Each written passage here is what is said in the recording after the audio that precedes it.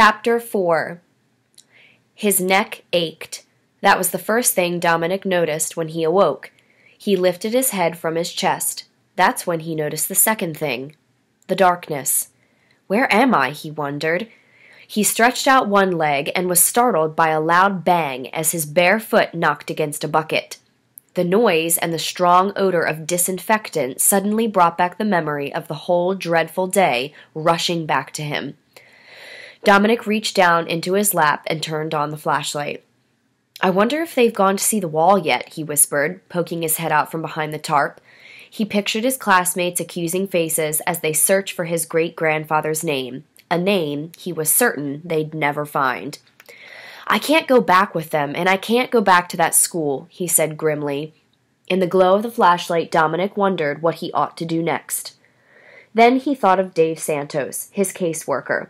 Dave had promised to find him a new family. Maybe Dave could find him one today. And a new school to go with it, he thought. All I have to do is call Dave. Dominic decided. Then he remembered that he only had his lucky Indian head nickel in his pocket, which wasn't enough money for the phone. That's all right, Dominic said to himself with a shrug. I don't need Dave anyway. I can hop a ferry.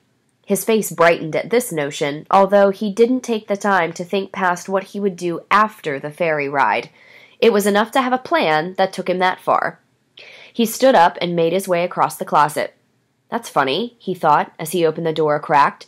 It's so dark. He pushed it open a little further. The bright lights that had been there before had been dimmed. Dominic stepped out of the closet and into the museum. He flicked on the flashlight and took a step to the right. Flashing his light across the huge exhibit hall, he recognized the silver escalator. Gleaming in the darkness, it sat silently, moving neither up nor down. And where were all the people?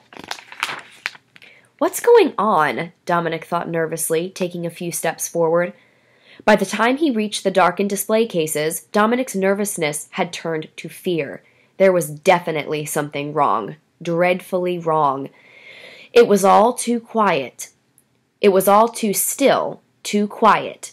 Where was everyone? And what had happened to the lights? Using his flashlight to guide him, Dominic slowly found his way to the entrance doors. He tried the handles, but they were locked. He pressed his face against the glass. To his astonishment, he saw lights twinkling in the distance as boats bobbed up and down over the black waters of the harbor. "Oh, no!" Dominic gasped when he realized it was night. He pushed against the heavy door, but it wouldn't budge. He tried opening all the doors again, but they were locked fast. I must have slept for hours, he thought.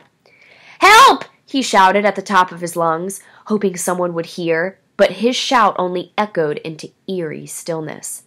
As he bounced his flashlight's beam from one wall to the next, Dominic thought about his classmates and Mr. Howard, his teacher.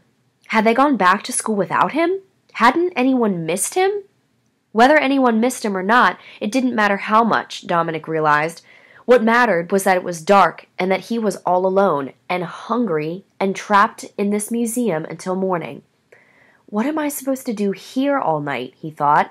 Is anybody there? He called out. There's got to be someone else here. Hey! He shouted. Can you hear me? Help! As he made his way across the room, his shouts for help became more and more desperate. He called on anybody he could think of to help. Hey, Mr. Night Watchman, help! Hey, Dave, help! Mr. Howard, help! Hey, Mr. President, help! Hey, anybody, help! And finally, when he was sure that there was no one around who could hear him, Dominic cried aloud, I'm scared. I'm really scared.